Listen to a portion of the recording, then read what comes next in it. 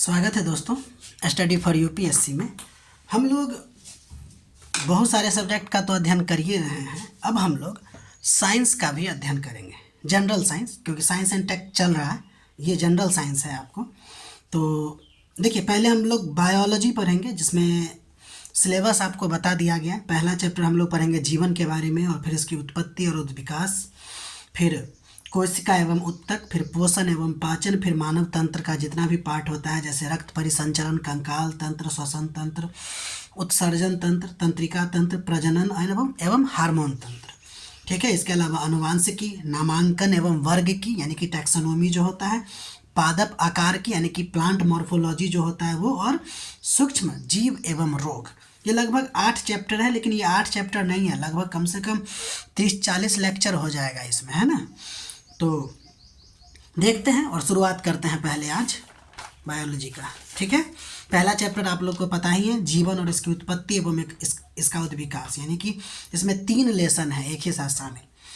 देखिए, जब आप बायोलॉजी पढ़ते हैं तो इसका हिंदी मतलब तो आप जानते ही हैं, जीव विज्ञान होता है, जो कहा जाता है 2 शब्द, एक बायो और दूसरा लोगोस, है ना, से मिलके बना है।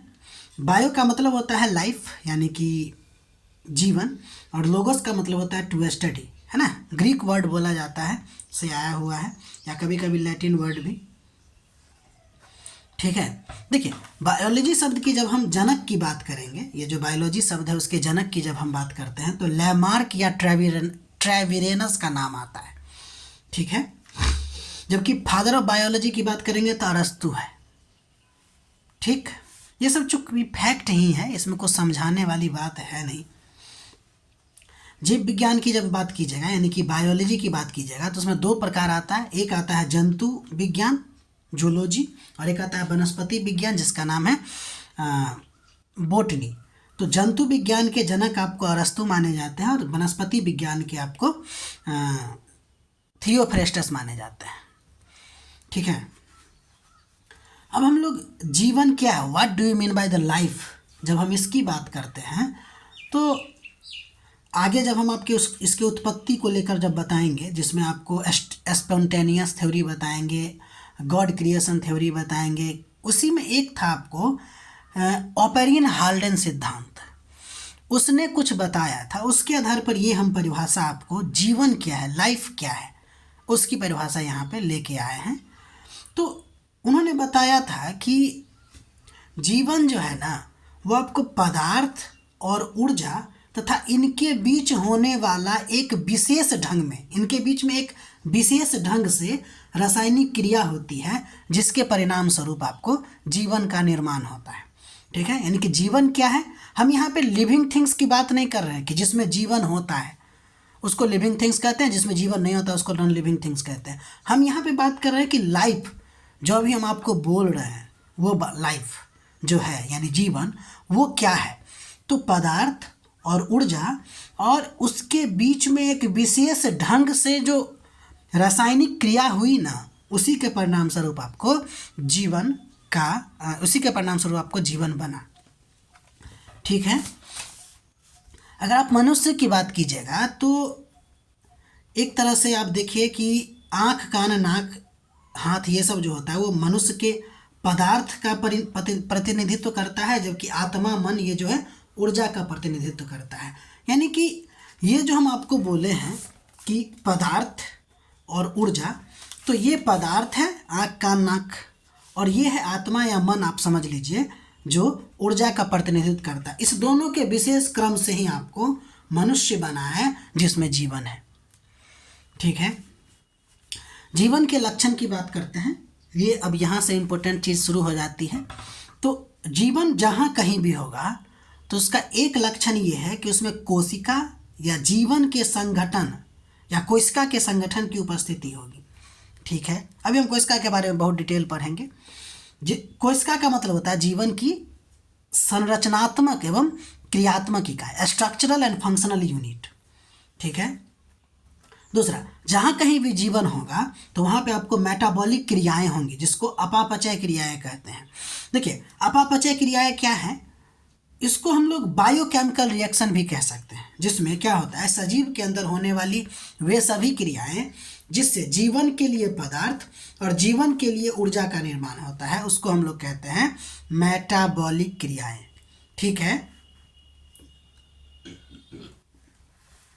इसके बाद देखिए, अगर कहीं भी जीवन होगा तो कोशिका तो होगा ही, मेटाबॉलिक क्रियाएं होगा ही, इसके अलावा वृद्धि एवं विकास भी होंगे, ग्रोथ एवं डेवलपमेंट। अगर दोनों में बेसिक अंतर देखिएगा तो ग्रोथ का मतलब होता है वृद्धि, यानी कि यानी बढ़ना, सीधे हम जो है हमारा शरीर बढ़ रहा है, ठीक है ना। जबकि विकास का मतलब होता है सरल से जटिल की तरफ बढ़ना। ये हम साइंस के तौर पे बता रहे हैं आपको, नहीं तो केमिस्ट्री क्या नाम है इसका, इकोनॉमी के आधार पे अलग भी होता है, जिसमें वृद्धि को बोलते हैं मात्रात्मक परिवर्तन और विकास को बोलते हैं मात्रात्मक प्लस गुणात्मक परिवर्तन। वो यहाँ हम नहीं बताने जा रहे हैं, हम बस ये कहना चाह रहे हैं यहाँ पे वृद्धि का मतलब ये हुआ कि बढ़ना, जैसे हमारा उम्र बढ़ रहा है, ठीक है। जबकि विकास का मतलब है कि हष्ट पुष्ट शरीर का होना, तो जटिल से सरल से जटिल की तरफ बढ़ना, उसको क्या कहते हैं, विकास कहते हैं, ठीक है। जैसे एक समझिए ना कि एक लड़का है जो बहुत पतला दुबला है, लेकिन एक लड़का सामान्य सा है जैसा होना चाहिए, ठीक है ना, एकदम उसका शरीर हष्ट पुष्ट है, स्वस्थ है। तो एक बहुत ज़्यादा लंबा है लेकिन उसका शरीर बहुत ज़्यादा पतला दुबला, तो इसका सिर्फ वृद्धि हुआ है, लेकिन इसका क्या हुआ है, आपको विकास हुआ है। सिंपल बात। तो जीवन के लक्षण में 3 बात देखें। चौथा देखिए, अगर कहीं भी जीवन होगा तो उसमें गति भी होंगे और गमन भी होंगे, यानी मोशन एवं लोको मोशन होगा, जिसको कभी कभी हम लोग मूवमेंट भी बोल देते हैं। ध्यान दीजिए, गति का मतलब होता है एक ही जगह पे हिलना डुलना, ऐसे ऐसे कर देना, क्या होता है, गति होता है। जैसे पेड़ पौधा में अगर कहा जाएगा गति पाया जाता है या गमन, तो हम लोग कहेंगे गति पाया जाता है, गमन नहीं पाया जाता है ना। लॉर्ड ऑफ द रिंग में गमन पाया जाता है, लेकिन Lord of the ring movie है ना भाई, उसमें पेड़ पौधा भी चलता हुआ दिखाया गया है। तो खैर, और गमन, जब हम गमन की बात करते हैं तो एक जगह से दूसरी जगह तक जाना, उसको हम लोग क्या कहते हैं, लोकोमोशन। एक बात को गौर कीजिएगा कि प्रत्येक गमन गति है, लेकिन प्रत्येक गति में गमन शामिल नहीं है, ठीक है। क्योंकि जब आप गमन कीजिएगा, यानी कि जब लोकोमोशन कीजिएगा, तो आपके शरीर में हिलना डुलना तो अपने आप आएगा, ठीक है ना। लेकिन जब हिल डुल रहे हैं तो ज़रूरी नहीं है कि हम लोग जगह चेंज कर रहे हैं। समझ में आ रही बात, इस बात को भूलिएगा नहीं। तो जहाँ कहीं भी जीवन होंगे कोशिका होगा, जहाँ कहीं भी जीवन होंगे मेटाबॉलिक क्रियाएं होंगी, जहाँ कहीं भी जीवन होंगे क्या होगी, वृद्धि एवं विकास होगा, जहाँ कहीं भी जीवन होगा वहाँ आपको गति एवं गमन होगा। इसके अलावा पोषण करेगा, न्यूट्रिशन करेगा, श्वसन यानी कि रिस्पायरेशन, उत्सर्जन यानी कि एक्सक्रीशन, अनुकूलनशीलता का भी नेचर उसमें पाया जाएगा जहाँ कहीं भी मतलब कि जीवन होंगे, यानी कि एडेप्टेबिलिटी का गुण भी जीवन की एक विशेषता है। जैसे हर सजीव जो होते हैं अपने आप को पर्यावरण के अनुसार ढालते हैं, ठीक है। जैसे उदाहरण के लिए सांप हो गया, बिच्छू हो गया, कीट पतंगे हो गई, ये सब जीव जंतु है, वो क्या होता है, सर्दियों के मौसम में निष्क्रिय अवस्था में चले जाते हैं और अपनी उपापचय क्रियाओं को क्या करते हैं, बहुत कम कर लेते हैं। ऐसे जीवों को हम लोग कहते हैं, ऐसे प्रोसेस को हम लोग कहते हैं शीत निष्क्रियता, यानी विंटर स्लीप या हाइबरनेशन कहते हैं, ठीक है। ये हाइबरनेशन क्या है, अनुकूलनशीलता है। ये कौन करते हैं, तो सांप, बिच्छू, कीट पतंगे। समझ में आ रही बात। इसके अलावा अगर आप बात कीजिएगा, कुछ जीव जो होते हैं वो गर्मियों के मौसम में निष्क्रिय अवस्था में चले जाते हैं और अपनी उपापचय क्रियाओं को कम कर लेते हैं, उसको हम लोग कहते हैं ग्रीष्म निष्क्रियता या एस्टिवेशन कहते हैं, समर स्लीप बोलते हैं उसको। उदाहरण में अगर आप देखिएगा तो क्रोकोडाइल आएंगे, सेलामेंडर आएंगे, रेगिस्तानी घोंघा आएंगे और लंग फिक्स, ये खासकर आपको आर्कटिक या अंटार्कटिक क्षेत्र में पाए जाने वाले ये मछली हैं, ठंडा वाले क्षेत्र में, ठीक है। तो इसको क्या बोलते हैं, ग्रीष्म निष्क्रियता बोलते हैं। उदाहरण याद रखिएगा दोस्त। तो ये भी हो गया। ध्यान दीजिए, गर्मियों में कुछ पौधे अपना पत्तियां गिरा देती है, ये भी आपको अनुकूलनशीलता का उदाहरण है। गिरगिट अपना रंग बदलती है, ये भी अनुकूलनशीलता का उदाहरण है, जिसको हम लोग कैमोफ्लेज, हिंदी में छद्मावरण कहते हैं, ठीक है। तो ये जो गिरगिट का रंग बदलना, पौधे की पत्तियां को गिरा देना, ग्रीष्म निष्क्रियता हो जाना, शीत निष्क्रियता हो जाना, ये सब जो चीज़ें हैं वो अनुकूलनशीलता को दिखाता है। और जहाँ कहीं भी जीवन होगा वो अनुकूलनशीलता होगी। ध्यान दीजिएगा, सजीव की जब हम बात करते हैं या जीवों की बात करते हैं तो उसकी जो शरीर है, उसकी आंतरिक एवं बाहरी संरचना जो है आसपास के वातावरण के अनुसार से क्या होता है कि विकसित होती है। ये बात तो आप जानते ही हैं। हालांकि वातावरण में अगर थोड़ा सा परिवर्तन हो जाए थोड़े समय के लिए तो उसका शारीरिक संरचना पे प्रभाव नहीं पड़ता, बल्कि लंबे समय में चलने वाले जो उद विकास होते हैं, रिवॉल्यूशन होते हैं, उस प्रक्रिया के दौरान क्या होता है कि शरीर की शारीरिक संरचना जो है आसपास के वातावरण के अनुसार चेंज होता है। यानी सिंपल सी बात है कि उद विकास, इवोल्यूशन के चरण में मनुष्य के शरीर या फिर कहते सजीवों के शरीर में आंतरिक एवं बाहरी संरचना में जो परिवर्तन आता है, यानी अपने आप को जो अनुकूल करता है, परिवर्तन करके ही ना अनुकूल करेगा, उसको हम लोग बोलते हैं समएस्थेटिकता। ठीक है, इस बात को ध्यान रखिएगा। तो ये एडेप्टेशन की वजह से ही आता है। समझ में आ रही बात? अब देखिए, एक होता है प्रतिक्रियाशीलता, यानी कि जो सजीव होंगे या जिसमें जीवन होगा वो आपको रिस्पॉन्सिवनेस भी दिखाएगा, यानी प्रतिक्रियाशीलता भी दिखाएगा। देखिए क्या होता है कि आसपास के वातावरण के अनुसार सजीव अपने आप को एडेप्ट करते हैं, ये बात तो सही है, लेकिन एक समय तक, एक सीमा तक ना वो एडेप्ट करेंगे। जैसे मान लीजिए कि एडेप्टेशन तो है ही, लेकिन अब अचानक मौसम में परिवर्तन आए, ज़्यादा ठंडा हो जाए, तो फिर हम लोग को क्या करना पड़ता है, उसके अनुसार से कपड़ा पहनना पड़ता है। तो सजीव अपने वातावरण के खिलाफ क्या करता है, प्रतिक्रिया व्यक्त करता है। एक समय तक तो वो क्या करता है, एडप्ट करता है, लेकिन उसके बाद वो प्रतिक्रिया व्यक्त करने लगता है। प्रतिक्रिया व्यक्त करने को ही क्या बोलते हैं, वही रिस्पॉन्सिवनेस यानी कि प्रतिक्रियाशीलता बोलते हैं। ठीक है, पहले तो अपने आप को अनुकूल करेगा, अनुकूल करेगा, अनुकूल करेगा, लेकिन जब नहीं हुआ तो फिर प्रतिक्रिया व्यक्त करेगा। जैसे अगर आपको गर्मी लग रहा है तो पसीना आ जाता है, एक समय तक आप पहले उसको क्या कीजिएगा, रोकने की कोशिश कीजिएगा, लेकिन फिर धीरे धीरे हमारा शरीर प्रतिक्रिया दिखा देता है पसीना की वजह में। इसके अलावा अगर आपको ज़्यादा ठंडा लग रहा है तो दांत कटकटाने लगता है, तो वो भी एक प्रकार से क्या हो गया, प्रतिक्रिया हो गई। ठीक है ना। जैसे एग्जाम्पल के लिए छुई मुई के पत्तों की जब हम बात करते हैं तो इसको जब टच कीजिएगा, इसका नाम ही है टच मी नॉट प्लांट, इसको टच नहीं करना है नहीं तो मुरझा जाएगा। तो ये रिस्पॉन्स दिखा रहा है कि आप उसको टच मत कीजिए, कि आसपास के पर्यावरण के अनुसार ये क्या कर रहा है, प्रतिक्रिया दे रहा है। सांप को अगर सांप को छेड़ने पर होगा ये कि वो फुफकारने लगता है, गर्मी लगने पे पसीना आ जाती है। ये सब जो है वो क्या है, रिस्पॉन्स होता है।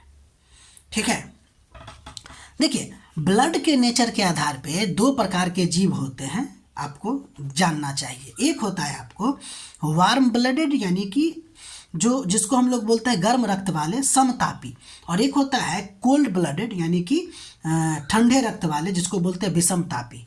ध्यान दीजिए, समतापी वैसे जीव होते हैं जिसके शरीर का तापमान हमेशा एक जैसा होता है। जैसे हम लोग का कितना होता है, 37 डिग्री सेल्सियस होता है ना, तो वो हमेशा रहता है या फिर बदल जाएगा, बदलेगा तो दिक्कत हो जाएगी। तो वातावरण के अनुसार परिवर्तित नहीं होता है शरीर का तापमान, तो उसको हम लोग क्या बोलते हैं, गर्म रक्त वाले, यानी इतना टेम्परेचर फिक्स रहेगा उसका। तो जो प्राणी गर्म रक्त वाले होते हैं, वार्म ब्लडेड होते हैं, वो ज़्यादातर आपको प्रतिक्रिया दिखाते हैं। अभी जो आपको अनुकूलनशीलता और प्रतिक्रियाशीलता बताए हैं, तो जो गर्म रक्त वाले होते हैं वो ज़्यादातर आपको क्या दिखाते हैं, प्रतिक्रिया दिखाते हैं। ठीक है, स्तनधारी हो गया या फिर पक्षी हो गया, जैसे हम लोग स्तनधारी है, ज़्यादा गर्मी लगा पसीना आने लगा। लेकिन जो जीव कोल्ड ब्लडेड होते हैं, यानी ठंडे रक्त वाले होते हैं, वो शरीर का तापमान वातावरण के अनुसार उसका घटता बढ़ता रहता है। अतः ये जो प्राणी है वो ज़्यादातर अनुकूलनशीलता को दिखाता है। जैसे मछली हो गया, उभयचर हो गया, सरीसृप हो गया, कीट पतंगे हो गए, ये सब क्या है, अनुकूलनशीलता को दिखाता है। तो आप इस बात को समझे कि जो भी कोई अगर जीव होंगे तो वो आपको, या फिर कहें तो जिसमें जीवन होगा वो प्रतिक्रियाशीलता दिखाएगा और अनुकूलनशीलता को भी दिखाएगा, जिसमें वह ब्लड के अकॉर्डिंग डिपेंड करता है। जो वार्म ब्लडेड होंगे वो ज़्यादातर प्रतिक्रिया दिखाते हैं, अनुकूलनशीलता भी दिखा सकता है, लेकिन जो ठंडे ब्लड वाले होते हैं वो ज़्यादातर आपको मतलब कि अनुकूलनशीलता को दिखाते हैं। एक सेंटेंस, जब कोल्ड ब्लडेड है तो एक बात याद आ रहा है, कोल्ड ब्लडेड मर्डरर होता है, एक मतलब अपराधी होता है ये, जो मतलब झूठ भी इस तरह से बोलता है जैसे सच ही बोल रहा है, कहानी एकदम बनाता रहता है, उसी को बोलते हैं कोल्ड ब्लडेड मर्डरर। देखिए, प्रजनन की जब हम बात करते हैं, यानी कि सजीव का एक और गुण प्रजनन भी होता है, या फिर कहे तो जीवन का एक लक्षण प्रजनन भी होता है। ध्यान दीजिए, प्रजनन का सिंपल मतलब होता है अपने जैसे बच्चों को जन्म देना, लेकिन ध्यान दीजिए इस गुण का अपवाद, यानी कि सजीवों में गुण का अपवाद आपको विषाणु होता है। देखिए कैसे, जब आप विषाणु की बात कीजिएगा तो विषाणु में कोशिका नहीं होता, लेकिन यह आपको प्रजनन करता है। यूनिक बात है कि ऐसा और भी बहुत सारा है जिसको संयोजन क्रिया कहेंगे और हम जरूर पढ़ेंगे इसी लेसन में, लेकिन आगे, ठीक है ना। तो विषाणु जो होते हैं आपको, वो क्या है कि प्रजनन करता है, लेकिन उसमें मतलब उसमें कोशिका नहीं होता है। तो हम आपको बोले हैं ना कि सजीव के लिए सबसे फंडामेंटल यूनिट चीज़ क्या होती है, वो होती है आपको उसका कोशिका। अब इसमें कोशिका ही नहीं है तो विषाणु क्या होगा, विषाणु सजीव नहीं होगा, लेकिन प्रजनन करता है तो इसका मतलब सजीव का गुण है। अतः अगर देखा जाए तो सजीव और निर्जीव के बीच की कड़ी माना जाता है आपको विषाणु।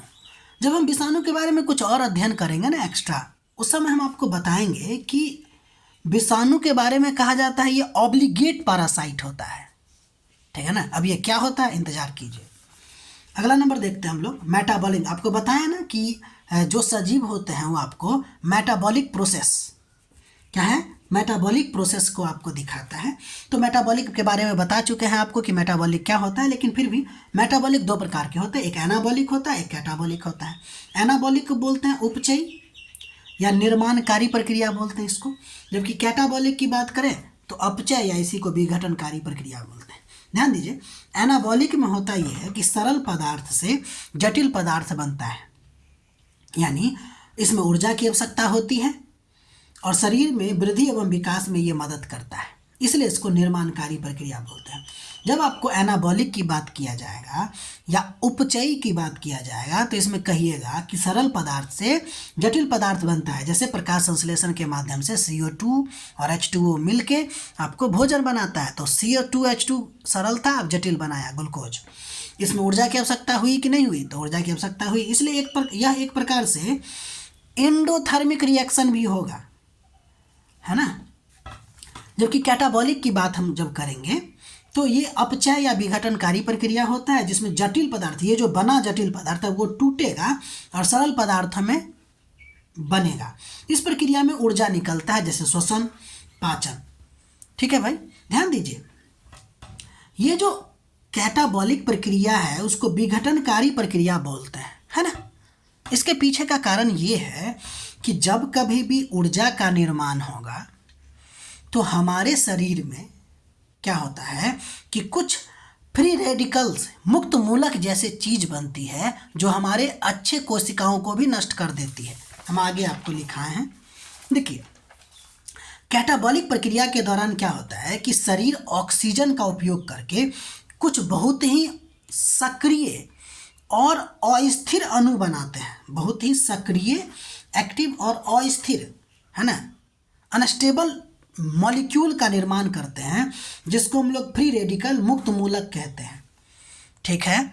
ये जो मुक्त मूलक होते हैं वो कोशिका में ऑक्सीडेटिव स्ट्रेस पैदा करता है, जिसके वजह से DNA को नुकसान होती है, प्रोटीन को खराब करता है, कोशिका झिल्ली को नुकसान पहुंचाता है। 100 की एक बात अगर कहे तो यह हमारे अच्छे कोशिकाओं को नष्ट करता है, शरीर में रोग का खतरा पैदा करता है और बुढ़ापा लाता है, ठीक है। इसीलिए कैटाबॉलिक प्रोसेस को विघटनकारी प्रक्रिया भी बोलते हैं। तो अगर आपको यानी कि फ्री रेडिकल या बोले तो मुक्त मूलक से बचना है, तो उसके लिए हम लोग को एंटीऑक्सीडेंट जिस भोजन में होता है उसको लेने की आवश्यकता होती है। ठीक है, जैसे विटामिन जो होता है AED के, है ना, AE मतलब कि ABC जो होता है या E होता है, ये इसके अलावा खनिज लवण इत्यादि ये लीजिए, जिसको एंटीऑक्सीडेंट फूड कहते हैं। ठीक है, इस बात को ध्यान दीजिएगा। तो ये था आपको जीवन के बारे में कि जीवन क्या है और जीवन का लक्षण क्या है। अभी हम लोग जीवन के उत्पत्ति और उसके जो सिद्धांत है उसको भी देखेंगे। तो एक चीज़ और है आपके लिए बोनस पॉइंट कि बुढ़ापा के अध्ययन को हम लोग बोलते हैं, बुढ़ापा का जब अध्ययन किया जाता है उसको जेरेंटोलॉजी कहते हैं। इस बात को ध्यान रखिएगा। ठीक है ना, ये लेक्चर बेस्ड है। ठीक है ना, ये फैक्ट बेस्ड नहीं है कि फैक्ट में कुछ बोलते गए, एकदम एक्यूरेट और हर चीज़ को बताते हुए चलना है। ठीक है, तो अगर आपको हमारा प्रयास अच्छा लग रहा है तो लाइक कीजिए, शेयर कीजिए, सब्सक्राइब कीजिए और अपना पढ़ाई करते रहिए। मिलते हैं अगले वीडियो में।